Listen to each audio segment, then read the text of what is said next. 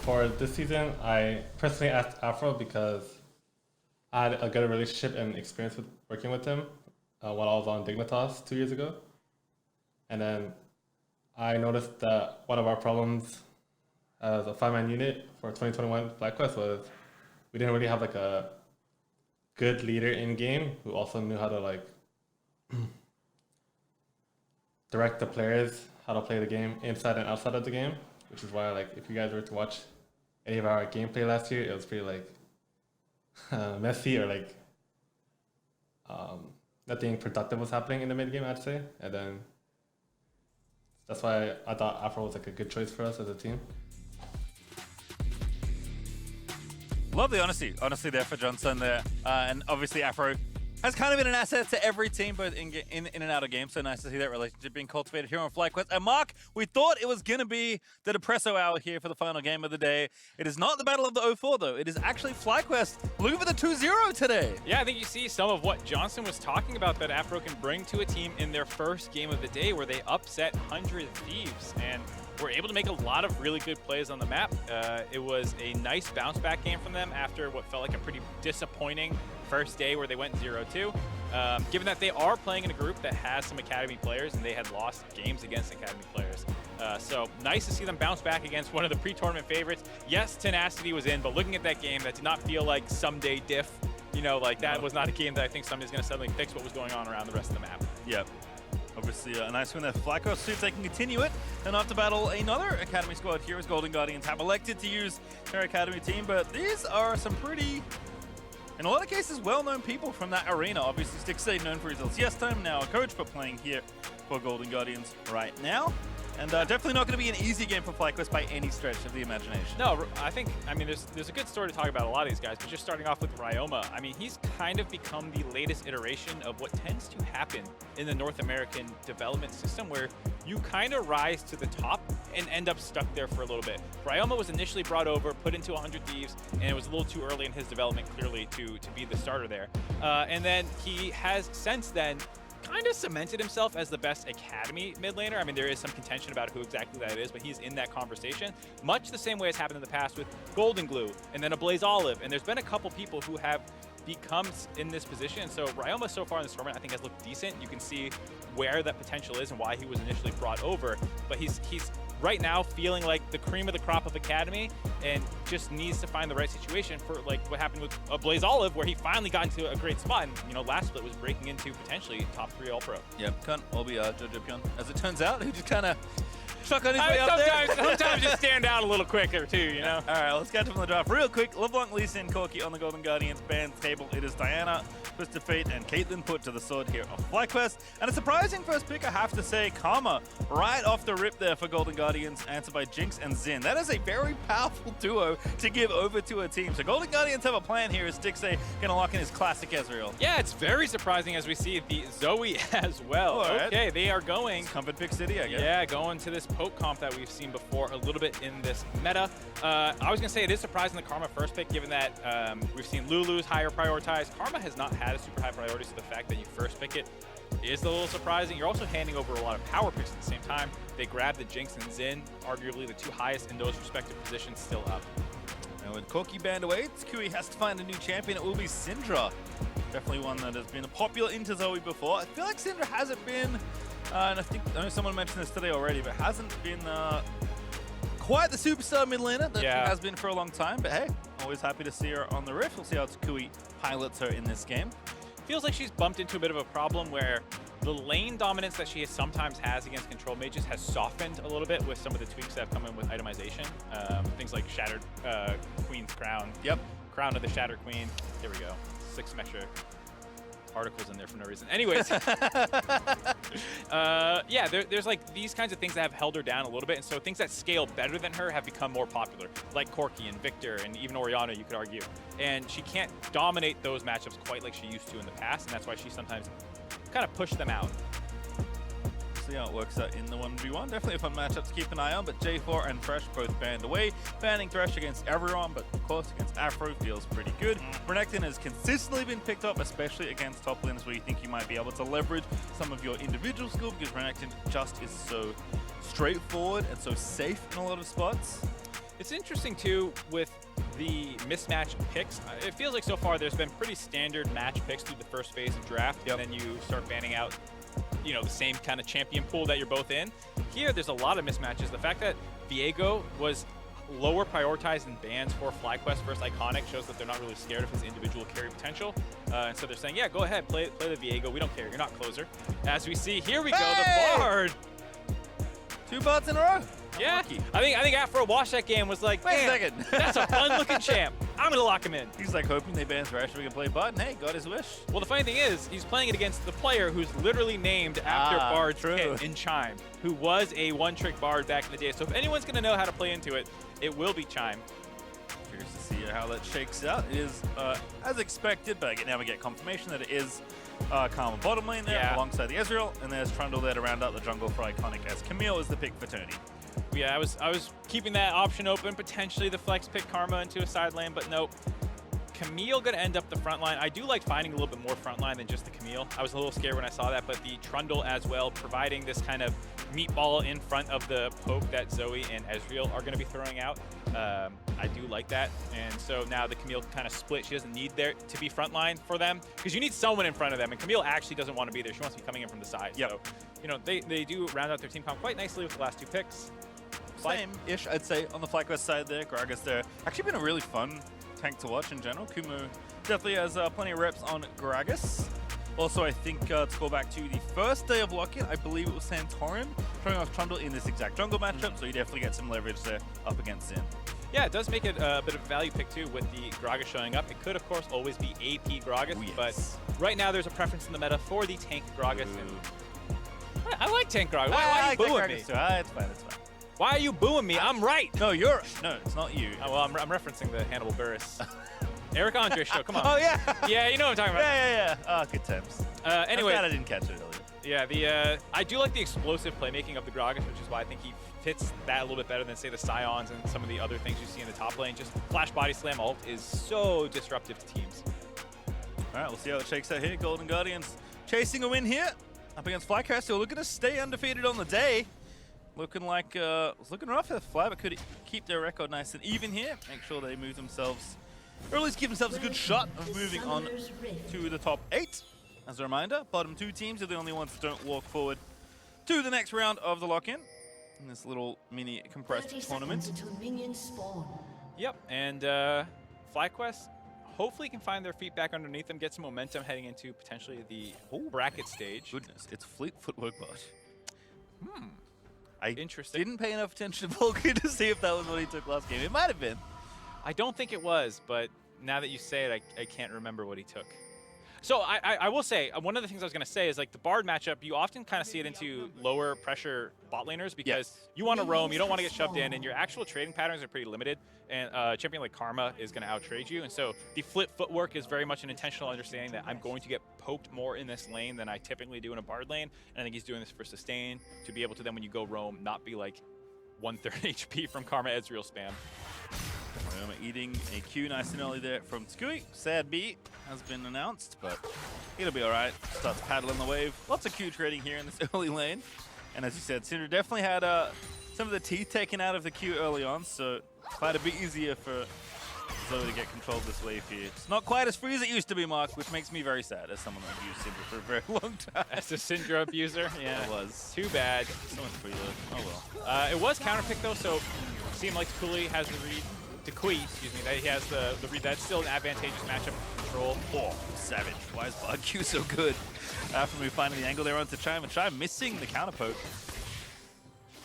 Yeah, very important against Ezreal Karma to contest the wave heavily. If you ever fall behind versus this lane, it plays entirely different than when you're ahead. Then you have your minions to block their Q spam. If you lose the shove, suddenly you're pushed in on their turret, getting doinked the entire time that you're trying to CS. And double ignite too for these supports. So definitely some blood. They want blood. Spilled. Yep, which is always fun to see. Looks like everything's a-okay. Both jungles actually pathing towards the opposite sides of the map. It is Conqueror as expected for Jose Diodo, and Predator actually for Iconic. So gonna get the turbo boot situation happening.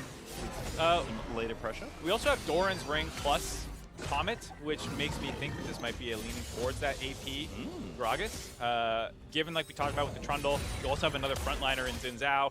I can see a world where you think this is higher priority. You're going for a more bursty game plan compared with the Syndra as well. If you can knock someone into your team at half health versus 2/3 of health, and the Syndra can just finish him off, I think I understand why. There's a couple reasons that the AP Gragas will make more sense here. We'll see if he continues down that path or if he ends up actually still going the AD, and the Comet is more for poking out the Camille in lane. Yep, lots of flexibility, which is one of the reasons Gragas is such a nice pick. But looks like a collapse here on so Iconic.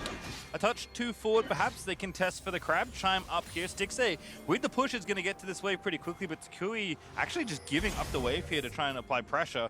And Iconic's just running at him there. Doesn't even have the Predator, but he wants his crab and he's going to get it. Yeah, a little scared there to get pillared and then kind of poked out by both the Zoe and the Karma. A little bit better vision control as well for the side of Golden Guardians. Means that Jose Diodo bails, cross map goes for his other Skeletal Crab instead. Has some camps up there as well, so going to be just fine with this clear. Had a cleanse earlier, but Ryoma loses it. Now Skui actually getting aggressive, but Sad B on the bubble pick up there too. Yeah, got a Randallins. Yeah. It's fun, but it's not very good. Yeah, he popped in and then was like, I don't know what I do now. Alright, gonna take evasive, both have TP. Spellbook actually for Ryoma, which we have seen. We did see a very dramatic Baron steal from the mildly injured Blue in yesterday's game, so always keep that in the back of your mind. But for now, it is just some standard landing here. I imagine Takui is gonna go ahead and counter TP whenever he finds an opportunity as well.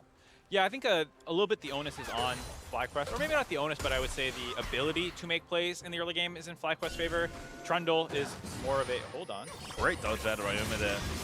Gonna fall asleep, so Ryoma's gonna be able to get away. That stun's really nice though, but here's Iconic with the pillar. Ryoma's gonna be fine. Yeah, nicely done there, but just not quite able to connect with enough skills to actually get the easier chase down with the Xin Zhao.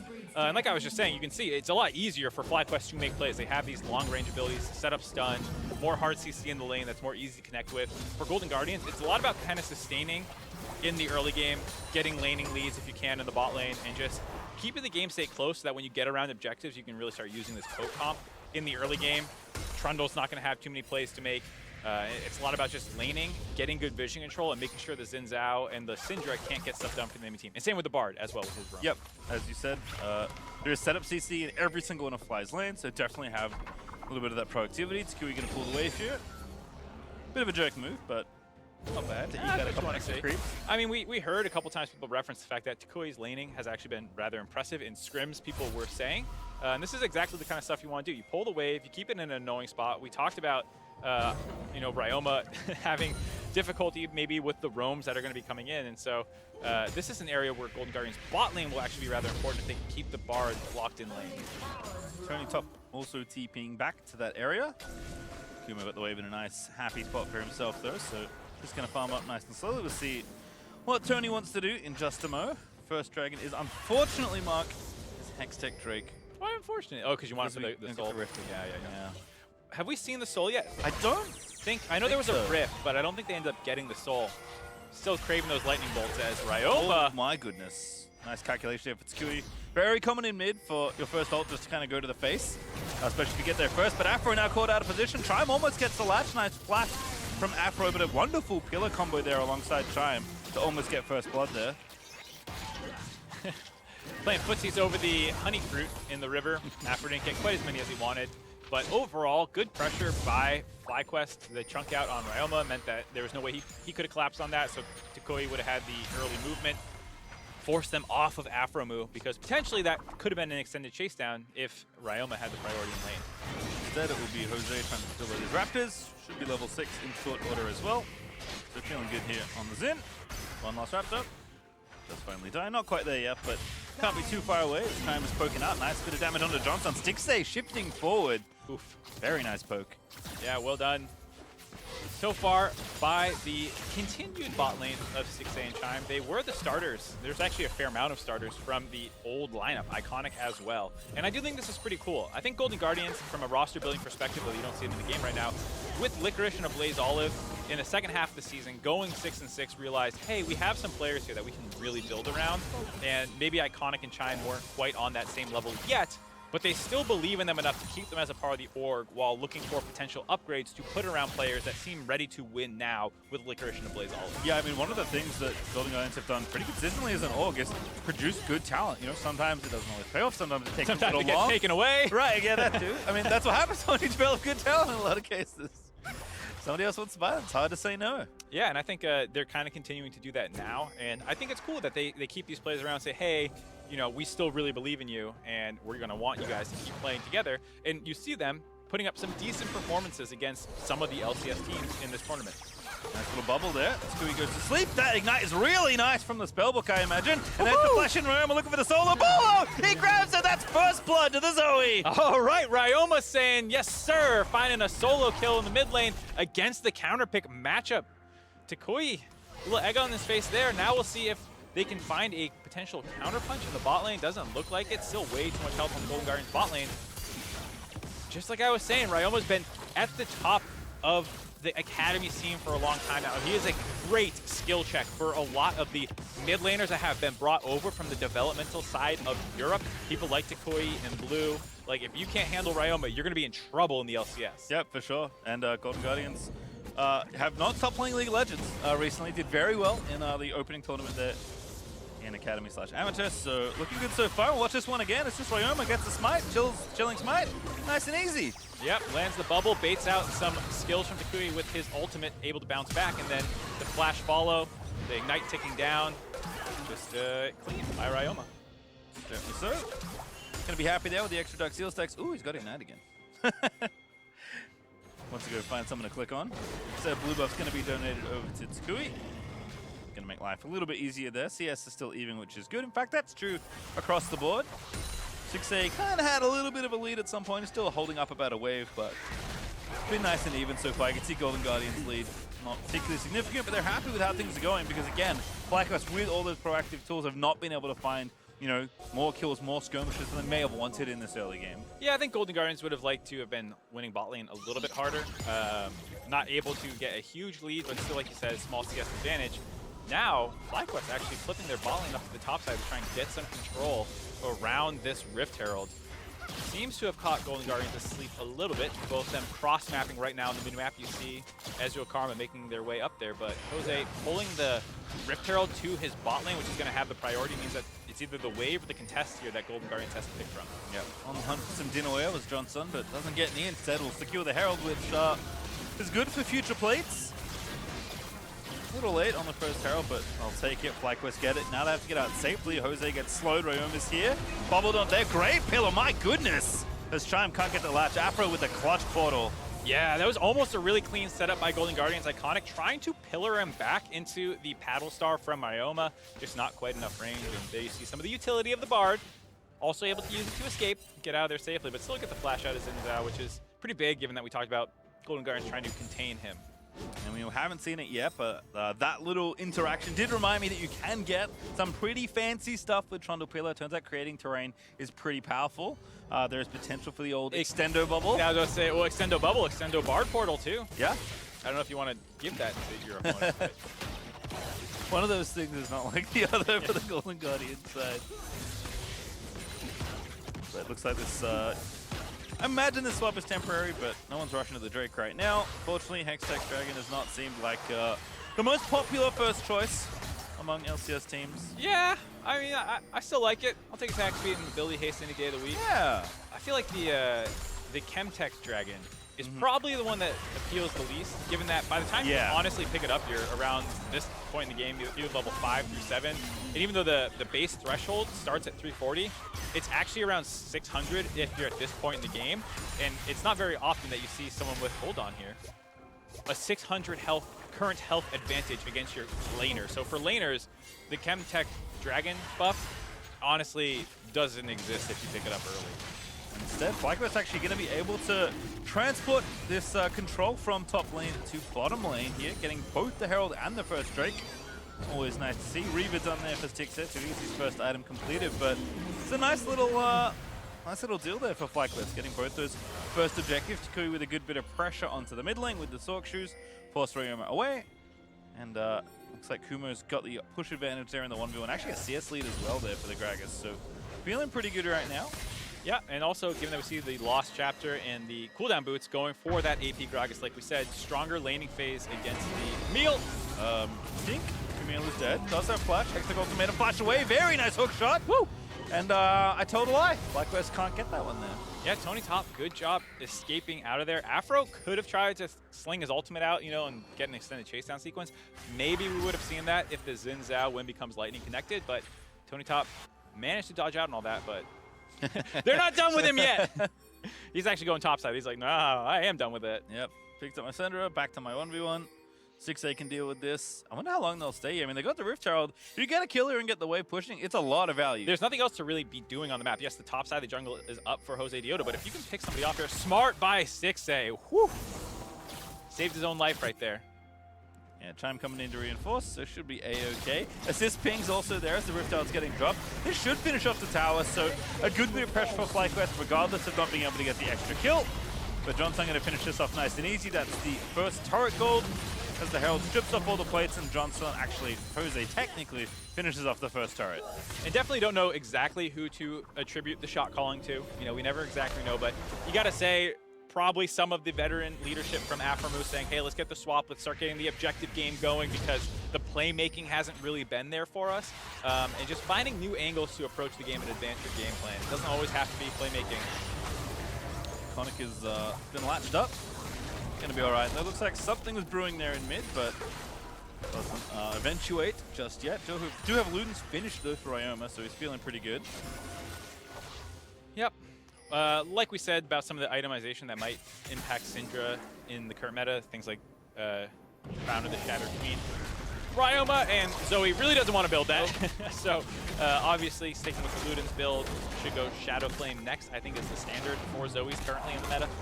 It is played a decent amount in Korea, I think I've seen it the most. Same with the Ezreal priority. This is very much a LCK draft from what I've been seeing. And they're executing it pretty well on Golden Guardian's side. Still falling a little bit out of the game, but it does turn on a little bit later around objectives. Oh, that's brutal. Oh, that bubble hits as well. Can he thread it around? Does know that there's other people there as well. Ryoma, no, he hits the minion. And now the 1v3 is in tow. No flash here. Does find one on the floor, I think, as he's going to get away. The Spell Thief speed pretty nice. And now he's back in. How rude. Ryoma says, all right, you may have caught me, but I had a spare flash to pick up, I guess. Like you said, gets out of there just fine. And it was a dangerous bait. I think you could almost see the calculation in his head about, like, I don't have any vision around the top side. This might be a bait. Oh Sticks my God. Oh, he's out! Kumo trying to find it now. He's flashing in to finish it off. One more Trying to get there we go. The auto attack gets it. Oh, no. I was too busy thinking about the top lane. Didn't see that. Tony Top now. He wants to get in on it. Scrappy game out of nowhere. Everyone's sending it. I like it. Afro gets out with a portal, though. Tony Top going to get zoned off. Here is Johnson. You know, everything's kind of going wild around him. He's just Jinx pushing the towers, doing his job. Yeah, FlyQuest starting to find opportunities here. Stixay alone on the island. We talk about the extra damage from the AP Gragas build. Might not have realized how much threat he was under. Looks like he got body slammed under the turret. Oh, beautiful by Afro. There's the Chompers. Iconic here in defense, but that's not enough for Tony Top. Goodbye, Camille. Afro gonna get the kill credit. Here we go. FlyQuest starting to pick the pace of the game up, force the flash earlier, attack that part of the map. And as soon as the hook shot's down, he realizes this is the time to throw the ultimate out. Just too easy for the Chompers to come out afterwards. FlyQuest now starting to grab a bit of a lead, starting to get a little scary for Golden Guardians here because with these team comps that want to be poking around objectives, once you fall behind, yes, you can still land the poke to work your way in, but it's much more annoying to be doing that into enemy vision versus them walking into your vision, and it's like shooting fish in a barrel. Yeah, almost, well, not quite 2,500 up for FlyQuest, but turned the first 1,000 into another 1,000 lead. I think off the back of, I think, a whiffed shift out of Stixay. Didn't quite figure out how that angle worked Yeah, out. maybe we'll get a little look at it, but it looked like he was pushed up to the turret, and Kumo just caught him with the ultimate. Ever frosted. All over there for Ezreal, unfortunately. Now the Rift Herald the second is coming in. Rift Herald the second? Riv's brother. Rift Herald Jr.? Older brother. Yeah. His dad, actually.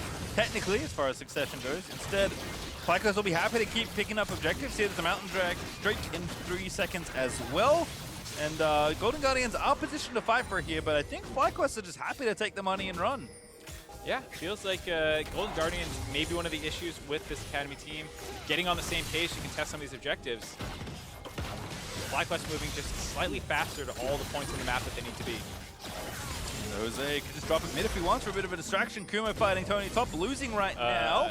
6A died again somehow. Okay, we'll find out how that happened later. Jose, the one to pick it up, so good work him. Now top lane battle still going. Tony Top looking for the solo. Kumo locked in place. Off the wall we go. The minion wave is big, but it doesn't matter. Tony Top finds himself the solo kill. Tony gets the solo, but in the meantime, FlyQuest in the mid lane drops Shelly, grab the outer turret. Might get charge off on the inner. Oh, nice. And now Afro's going to look to punish. Beautiful there. Chompers in. Oh, the stopwatch. Ryoma might be able to get out of it. Does flash himself out to safety. Johnson's popping off. He flashed past the little ridge there to try to make it happen. An iconic chomps into pieces as punishment. And now the teleport. Still in from Golden Guardian. Tony Top, no ulti, but he's got flash. He's hookshotting in. He's wild. He's crazy. I love it here. It's FlyQuest. Escape over with 3. They just start the dragon. Why not? You got to get out of there. Ignore the crab. It's too dangerous. FlyQuest still retreating. It looks like they're going to be all right. Scuttle Crab intimidates them away. It's definitely not the 3 chasing members of Golden Guardians. Scrappy fight in the mid lane. We'll have to take another look at how that started with the 6A death. Very close to finding some extra kills for FlyQuest as well, but ends up actually everyone disengaging after the death onto Johnson. Here we go. So 6A, when we come lightning on him, walls off. That was really nice. I mean, he built up the set. This is what kind of they were talking about earlier in the day. Yeah. You heard Azale and Captain Flower talk about building up the stacks on wards and stuff. Did it on the camps. Easy flash Q knockup and knowing the sums were down from the exchange with Kumo. We also had the Kumo solo kill in the top lane, then the over chase. End of the day, the game state is kind of a little bit better for Golden Guardians now, grabbing their first dragon. Have our second Cloud Rift in a row. Those are the Spanish Inquisition of Sincel Qs. Just completely No one expected the third 3 Talon strike. Very nice out of Jose. It's like the opposite of a TF gold card. Sieging under the turret. Nice sleep again from Ryoma though. And again, the punish is here. Or can they finish off the kill? 1v3, Chompers down, Ryoma stunned into oblivion as Johnson puts the exclamation point on the play with the rocket. Definitely a portion of the draft I had overlooked. The obvious bounce back spot. We talked about it with Leona support sometimes. Equally as true with Bard, and even more threatening because sometimes Zoe's popping off from over 2,000 units away. The Leona ultimate's out of range. Bard does not have that issue. You can land that from very far away. And then the choppers are easy follow-up. No stopwatch this time around to bait in. And now FlyQuest living in the jungle. Yep, just taking over this top side, looking to get some towers for themselves. It's still 0 towers for Golden Guardians, but it's making the map play very challenging, and FlyQuest are just punching gold out of this turret. Kumo, oh, very nice from Tony Top there, and now Kumo's gonna have to try and get out of there. Oh, he just breaks the ultimatum, barely with the Gragas ulti.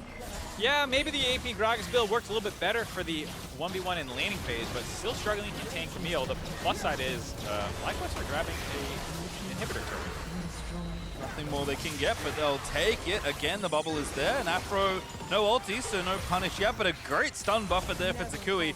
As Stixay gets the AoE damage. That is a huge Ezreal ulti. But I just don't know if they can follow. Iconic with the pillars, going to try and lock up one. Jose Diodo is so caught out of position, but Kumo back from the dead end. He goes, flashes out. Everfrost to get his team out. He dips in there, drops from the top of the sky, and gets the team out to safety. Yeah, I mean, his ultimate was down, as we saw from the 1v1 versus Tony Top, so he didn't really have anything to do other than be like, I'm an extra body, so you can all run away. Tony Top, however, has stayed bot lane this entire time, and he is becoming a bit of an issue here for FlyQuest. Yes, that was a good push down in the top lane to get some extra gold in their pocket, but the gold deficit is leaking back into Golden Guardians a little bit, and it is a lot of it ending up on Tony Top, who has this 4-1 split push capability that no one can answer on the FlyQuest side. We already see Gragas is struggling, and Camille is very happy to play into an immobile Syndra should they try and put Takuya over there. Yeah, I think before that sequence started, I said Golden Guardians didn't have any turrets, and now they have 3. So definitely some changes in the wind over the last minute or so of play. Golden Guardians cutting that gold lead down pretty significantly. FlyQuest only up 2k right now. Yeah, and I think not out of striking distance, because like we said, they have some different win cons than FlyQuest, and it's interesting that Tony Top is kind of the one who this is falling on the shoulders of, because in the first day, he was very heavily criticized. Iconic, a little dicey here, looking okay though. He was someone who a lot of people were calling calling out a little bit on social media as the weak link on the team right now, is probably the least experienced. And we talked about a lot of familiar faces for LCS fans about recognizing most of the Golden Guardians roster. TonyTop is probably the one that they are not familiar with, and he is someone who is still developing. Yep. And if you can pop off in a Camille game versus FlyQuest and carry it, that's a great sign for his development. Nice little caretaker's package there from Afro to give Johnson some extra health, because just the bubble and the Ezreal ulti was a ton of poke onto Johnson there. He's going to have to go back to base. 2.5 items done though for Jinx. It is the same there for Stixxay, who's building up towards, I have to imagine, his Ludens. But now we have to think about the Baron as well, have to think about the next Dragon in 40 seconds. Hard to say, given that I think both teams have ways to find fights, picks in the Golden Guardians case. It's full-on skirmishes or fights on the FlyQuest side. Not to mention this from Tony, although that's a beautiful flash, but a great ulti out of Afro to even look for that play. Yeah, you're very happy to find that pick off potentially. Just limits the playmaking by TonyTop, buys Kumo some breathing room. Not going to get flash engaged on. And yeah, you already see it hurting a lot. Shadow Flame completed for Ryoma. Lots of poking capabilities now. Getting that flat penetration, very helpful. Not a lot of vision on the FlyQuest side around this Dragon either. There is one, as you can see. Haven't cleared it out just yet, but Stixxay is going to poke in pretty aggressively. Ryoma is always frustrating to deal with on this champion outside of objectives. And TonyTop's TPing in. It's time for a 5v5. And done off the wrong foot there. Takui body blocks it. But the ulti out of Stixxay does so much in the Ignite. I think it's enough. It is indeed Ryoma again. The Spellbook Ignite takes down Takui, and now Golden Guardians stream in towards FlyQuest. Ryoma coming up clutch around this objective, finding the pick off. Oh, whoop. Tried to use that flash just out of range. I liked it. He's not going to let them escape for free, Oh, though. that's gross. Kumo asleep at the wheel. Now, literally, as TonyTop's going to finish that one off. The Drake goes over to Golden Guardians as they get an exit kill. Ryoma is stunting this game, popping off all over the wall, finding them in the recalls, in the two-man combination of them. Nice jump by TonyTop over the ultimate by Kumo. 2 dead still. They might start looking at this Baron. Jose Dioto's still up. Maybe they can just kill him. Flash forced. That was a nasty flash out of Jose. Not getting stunned there, but an unfortunate one to have to use. Yeah, it's like, all right, nice mechanics. We're going to do Baron now. Nice mechanics, thanks to Baron. There's Ryoma. Oh, he's so rude. He's just frontlining. Afro gonna try and pick one up. Oh, I love this. The flank is there. Ryoma out of flashes. And the team's gonna punish him for it. They can't save him, Johnson. And that Afro wall is wonderful there out of the bar as Johnson finds himself a double. Are there any more? There's maybe a Baron. That's a good third kill. Yeah, they leashed the Baron for FlyQuest, who happily turned onto it. They might not be able to contest this anymore. Yeah, rough stuff there. There is going to be Baron over. I mean, Stixxay doesn't even have ulti. Iconic can't get in the area. And Kumo is going to body block anyone from coming through as FlyQuest turn that on a dime and get the first Baron buff of this game. A bit of over-aggression by Golden Guardians there after an excellent setup by Ryoma, getting their second Dragon of the game. Yes, 2 members are dead, but the death timers aren't that long. You don't have an insane Baron taking team comp because Ryoma's over the wall just peppering Jose Dioto. Just loses track. There's no vision in there to really know who else is coming in that jungle. And so Ryoma gets jumped on top of. Honeyfruit almost keeps him alive, but Johnson gets the kills. Nice flash route to try and scare them. No one ends up on top of the Chompers, but good aggression by Johnson on that chase down sequence, also getting the ultimate off for a lot of damage. Him and Afro working well together to save this game in a lot of ways. I mean, Golden Guardians were clawing their way back into it. Now, a 3,000 gold lead firmly in FlyQuest's favor. Yeah, looking good again. 4K now up for Fly. Golden Guardians definitely still have the tools to compete here, but losing that first Baron is going to be tough. See what FlyQuest can get done here with the Red Bull Baron buff, as they are looking to stream down this bottom half of the map and take out more turrets for themselves. Get that gold lead up even further in their favor. You called the Ludens out, but Stixxay actually ended up going Crown to Shadow Queen. Doesn't want to get hundreds and zeroed again by Kumo potentially, or the Syndra. But I almost would say it's one of those situations where it's like, well, just position better, please. Because there's not, I mean, there is a lot of ways that they can get on top of you technically with, like we said, flash body slam or potentially an Afro move ultimate. But I don't know if it's quite enough threat to necessitate that as, oh. Afro's so miss. He's so good on this bod. Run latches, but not enough. Kind of got trolled, though, because at the same time, Takui had thrown his ult on that out, so he's just cut off half the Syndra damage. Unfortunate. Takui going to have to go back, though. No teleport here. FlyQuest actually taking a a full reset, it looks like here. So going to lose some uptime on this Baron Siege. Yeah, nice defense by Golden Guardians. All things considered, able to push them back, not lose an inhibitor turret. Land some good poke. Ryoma, a little dicey the baiting that he's doing here. He keeps getting sniped out by Afro. Just unfortunate because Takui was ready that time to drop his ultimate at him, and they just kind of overlapped them suboptimally. It looks like Johnson's kind of ready to go with the items, and Afro, being the good YouTuber that he is, picked up the bell. Starting to ring it there, can get Johnson out of any sticky situation. I like that one. Noti's on everyone. One other thing, if there's a moment here, might be not the right time to bring it up. I'm gonna anyways. First strike on Ezreal. Ryoma, base check. Remember, there's no tower here. They already took this inhibitor tower a little while ago. Ryoma's gonna get himself out of there, but still we keep going.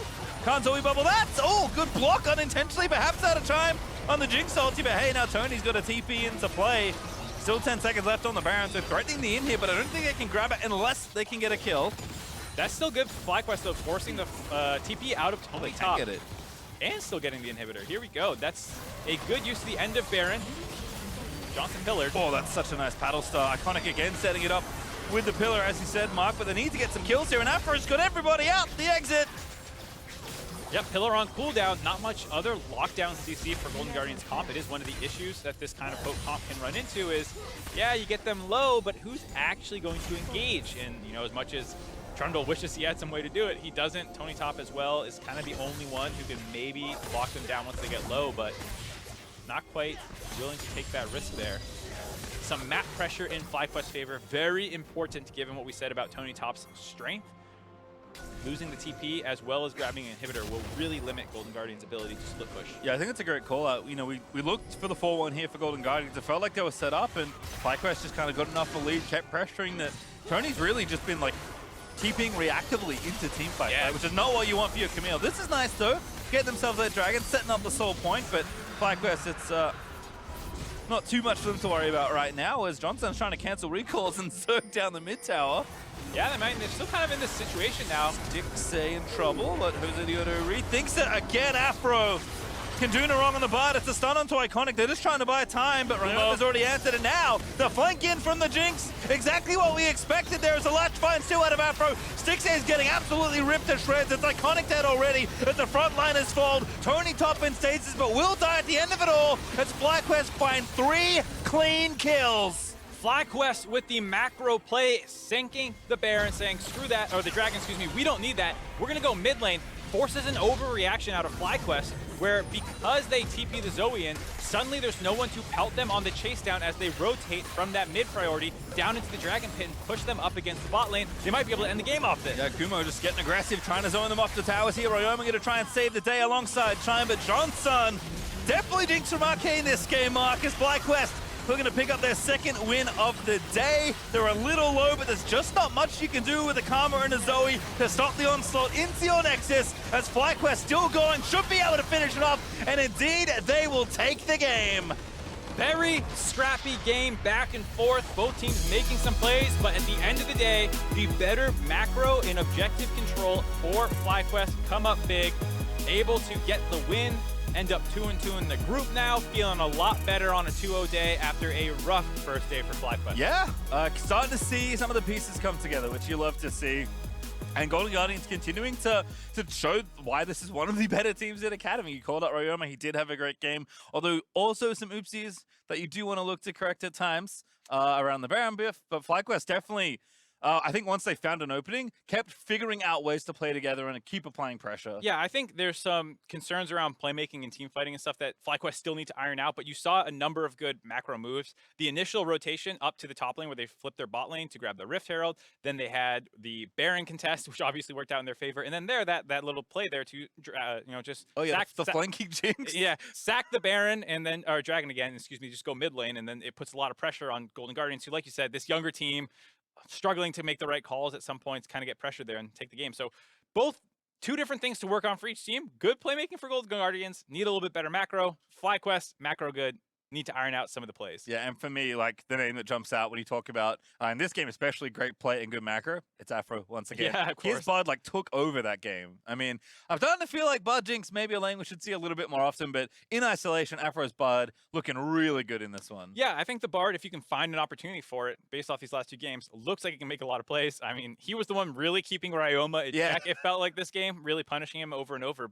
There's so much bot lane dominance in the meta with the Jinx and the Thresh and the Lux and the Caitlyn and all this stuff. You kind of need a couple bans to push the list down, but then it feels like once the oppressive champions are off the board, these playmakers, these roamers might start being what we see more often. I mean, even into Karma, it looked okay. Yeah, I mean, holding on there, you don't need much more than a pretty even 2v2, especially when you have a champion like Jinx, who is just so good in these kind of mid to late game team fights. I loved the teamwork as well between those two, like Afro and Johnson. It's nice to hear from Johnson before the game talking about how he's excited to team up with Afro, and then definitely coming to fruition in that one. And the team was just willing to be proactive around their support, which was really nice to see. Yeah, I think Jose Dioto had a couple nice plays as well. You saw the punish on Stixay that one time in the mid lane. You know, Kumo taking on a different role this game, still playing the more damage-oriented Gragas as opposed to going full tank. You know, he's still got that aggressive tendency, but a different look than just playing a carry straight up in the top side. Yep, and I think like nice to see another look from Golden Guardians, right? Like they could just play, you know, Corgi, Victor, or Jinx and like try and scale 5 but I don't know if, you know, they're necessarily going to be able to punish teams when that style can be very difficult to play when you have to go so late. Like you said, they had a clear plan in draft, taking the Karma right away, then straight into Ezreal, Zoe. It was very much this is a poke comp we want to try on stage. We think it's good. But, you know, just didn't have quite the execution for it. All right, well, FlyQuest will be happy to pick up a second win. And we said his name all game, so now we're going to be joining the Tigers and Afromu for our Verizon post-game interview. Thank you, Paste Your Time. I am super excited to welcome the FlyQuest support Afromu back to the LCS here for our Verizon post-game interview. Afro, how has your transition to FlyQuest been? Oh, great. Awesome. Love everyone. We got a lot of talent on the team. Happy to be back with Johnson in particular. Yeah, we got to hear a bit from Johnson ahead of the matchup about your reuniting here. What is that like, getting to kind of fall back into step after he's been away from you for an entire year? The kid's funny. I'm gonna be honest. Always making jokes and shit, flaming me, but you know, it's normal. Just took a couple games. Our first 2 games, everyone was off. Our timing, all of that, our engages, you know, we're like 3 seconds ahead. But I'm pretty happy we were able to bring it back these next 2 games. Talking about bringing everyone kind of under the same page, in this game in particular, it looked like, okay, some of the proactive plays weren't quite working right off the top, and then there was a shift in strategy, and then things really started to come through. I know Mark was wondering if you were the ones making those shot calls, so I just wanted to ask you a bit about the developing communication dynamic on this squad. Well, having Tukui come in, Louis, very vocal about mid, always talking about how he wants to, you know, just, I almost said the F word, but to be the mid laner, you know, great engage timers. Jose, Brandon, always looking as well. And I think even Kumo and Gragas, you know, and we all complement each other in that regard. Like I said before, the first 2 games we lost, like we were trying, but we weren't there on the same timing. But the next 2 games, I think we definitely showed that. Evening out the scoreboard for FlyQuest overall in this most recent win, you played the Bard. We've only seen 2 of them. They were both dubs, both back-to-back. So as one of those Bards, why the pick?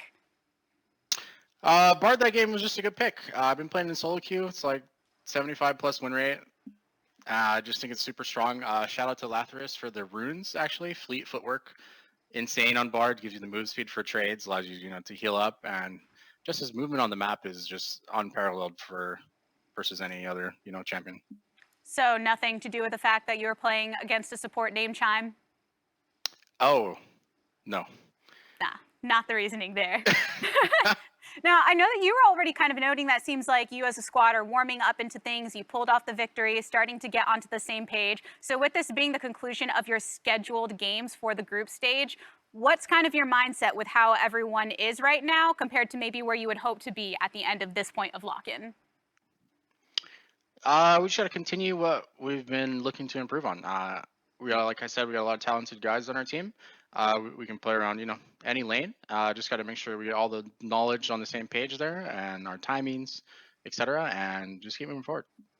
Looking forward to seeing that in action, Aframu. Thanks for stopping by. Always great hearing from you. Thanks, appreciate it. No more LCS games for us to play today in the lock-in. To break it all down, let's head to our folks over at the Bud Light Breakdown. Thank you so much, the Tigers. No more games for us to play today or this weekend. Of as League of well, Legends. Of League of Legends. You can play a lot of other games. Well, we're all probably going to go home and play Charades. games, if we're being honest. You Yeah. want to play some charades? Not right now. Okay. I'm really bad You at know that I'm game. down, I'm always. bad at the acting Okay. and I'm bad at the guessing. Don't tempt me with a good time Yeah. there, Jad. We may have no more games to play this weekend. I tell you what, FlyQuest also has no more games to play when it comes to the lock-in group stage. Now sitting at 2-2. That will be their record, and they have secured themselves a spot out of the groups. And this was kind of impressive from FlyQuest to have this turnaround, A right? rebound. Because at the beginning of the day, we were like, they end the day with all of their games played, and it's not looking so good, and they're facing 100 Thieves. And so not only did they manage to beat a kind of sluggish-looking 100 Thieves, but then they also, managed to grind out this game as well, and they're qualified to the next stage of the lock-in tournament. Yeah, a 2-0 day, and it started up going up against the 100 Thieves. Like, hearing the interview is great. I mean, even just Afro talking about just like what they've been focusing on developing, like the criticisms we had yesterday is definitely something they've been working on. So, I mean, big dub, big win today, and I'm glad to see them move on, and I want to see more out of them. I mean, I want to see more out of them, too. I want to see more Bard. I'm glad we got another game in there. Fleet footwork bar too. Fleet footwork, Yeah. the tech. Pick it up. Let's go. Pick it up. It's That's good pretty tech. cool tech. Yeah.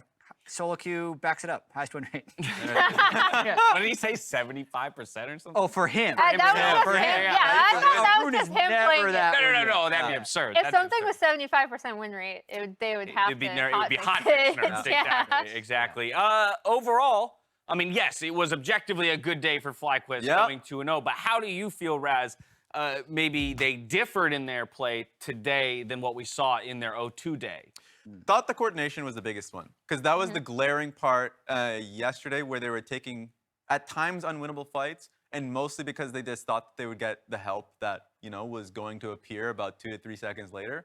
I'm thinking of that recon engage without the Corky package being a little late, right? There was that. There was also the fight at Scuttle Crab that didn't fare too well when Corky had package. Like, there are a few examples, and those are the most glaring ones, especially for a team that really is focusing on just their early fights. So I love the fact that overnight, it looks like a different team. What got into them? Best of one lock-in tournament. Yeah. Thanks for reducing it Just to that.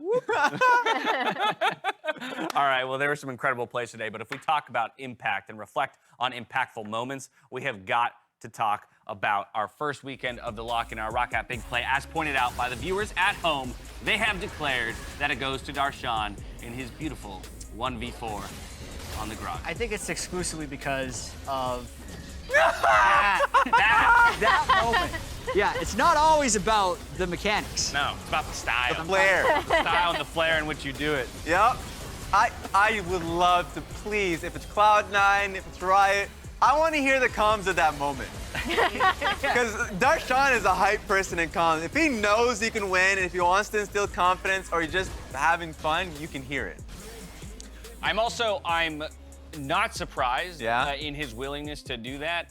Again, based on his interview answer from the day before, where he was like, people were telling Sven to end the game on the Penta, but he's like, but if I had the opportunity to flash a wall, maybe lose the game, but still secure a Penta, I would have taken it 10 out of 10 times.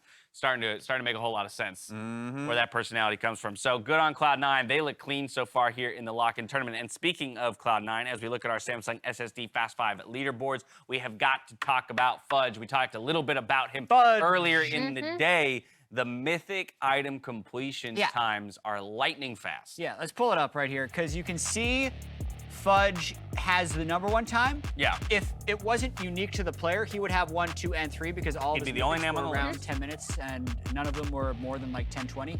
But I also want to point out, like, none of the other mid laners tried to rush it as fast as Fudge. Right. So in all 3 of his games, the mythic was either the very first major item he completed, and in one game he was Jace, so he was sitting on a tier when he got mythic, whereas Power of Evil had boots and then mythic. So it's it's definitely a different approach, and I want to continue to track this to see if he's getting a lot of pressure by completing the Mythic early, or if these other mids are getting maybe more mobility, maybe they're doing better up until 10 minutes, but it is actually a defined style, and anytime we can find those, I think it's cool. I'm just taking a look at the other list real quick to see if there are any major discrepancies, and I see Emily throwing. It's not a major discrepancy, but I just want to talk about why Whippo has it, because I'm pretty sure that's the Graves game, right? Yeah. Because I just want to continue to harp on the fact that Graves He's busted. Good champ. Yeah, Busted. he's very, very good in the top lane. So in certain matchups, especially, and I would like to see more of him in LCS. And now with multiple builds, too. We've got 2 different types of builds. Yeah, Impact. As well. Impact went the Shieldbow build. There it is. And just a quick question: this is a cumulative so far in the lock-in stage, or is it just today? Because if it's cumulative of like the stats for the 100 to those stats, yes. Those were all 3 days. Yeah, okay, yeah. perfect. So that's taking into account all games played so far. Because remember, of course, like Bippo also had that Scion game, same with Darshan. Like even, and he's kind of emphasized that focusing on lane. If you're a tank player, like still being able to farm properly, that's the hardest thing. And if you get past laning phase and you feel really damn powerful, and Darshan had 2 tank games, Whippo had 1, was still able to keep up. So. Man, Whippo was at 96 at 9:17. Then he actually reset. Got his last game. He's still #1, so he was real close. That's funny, actually. Yeah, should have stayed in lane. Yeah. There we go. Now he knows about the stat. Sean gets the rock at big play by doing the thing. Fast 5. It's like a jungler doesn't reset at the right time. Sorry, guys, I wanted the fast 5. Amazing. Well, a whirlwind weekend of games, but Friday we return. We're back with more lock-in. Cloud9, they are finally going to test their mettle against the likes of 100 Thieves. That's the second game of the day, and it will follow that of Dignitas versus CLG. Important to note, we've only had 2 looks at Dignitas so far, sitting at 1-1, so they will be the team to play twice that day. But obviously, huge spotlight on that second game of the day for Immortals, sitting at 0-3, a must-win against Team Liquid. That's going to be brutal. And it's a really tough challenge going up against them, right? Because they're a team that is only getting stronger and stronger. I want to see I'm always excited to see what roster Team Liquid has to show us because of what their bot lane looks has been. But it's going to be tough for Immortals for sure. I'm going to assume as well that someday we'll come back in for that Cloud9 game. I don't know. Could be a 2 for 2. Yeah? Yeah, we'll see. Fair enough. Alrighty, there you have it. I can't read that prompter, it's too far away. We're I'm gonna go over here. You need new prescription. I do! Yeah. I made an eye doctor appointment, don't worry. All right, we'll take care. We were talking about LASIK earlier today as well. All right, well, you don't have to wait all week for more league action because the LCS Academy kicks off. Yours are not gonna help me. This week on Wednesday, and even features some of the teams and players we've already seen so far in Lock-In. Check it out. Make sure you check it out because as you've seen a number of those players. I feel like last year, it was really obvious that I was the best mid laner in Academy. This year, I'm looking to do the same thing. Bishop's gonna take a lot of damage. He's gonna get picked. Shockwave on the 3. The combo from the Thieves! Team Liquid, and that's it. That's the game. That's the series. That is proving ground. What helps people improve is not being afraid to take risks or kind of push a lane to the limits. Getting low, but he can look for another one. He does get himself stunned, but again, the healing is just so massive. Misses Secudo. Safeguard is back on. What? He finds it with a Tempest. Darshan! Darshan! The man is going to try 1v3. Here comes Joey. 1v4. Oh, we find Secudo. Harry, congratulations. Hey, I see everybody behind you. Oh, the double stun. Flash from Tenacity. Oh, no. He'll get the kill. Oh, no! Why did you charge the turret? Oh! Just force them in. Tenacity with a 5-man ultimate. The Rockets, the resets. Tenacity with the triple kill. Oh my God. Your son catches Spawn in the middle of the dark passage. What a shutdown from TSM. Are they going to give him a pentakill on Sejuani to kick off Proving Grounds? I think they are. Pentakill to our man.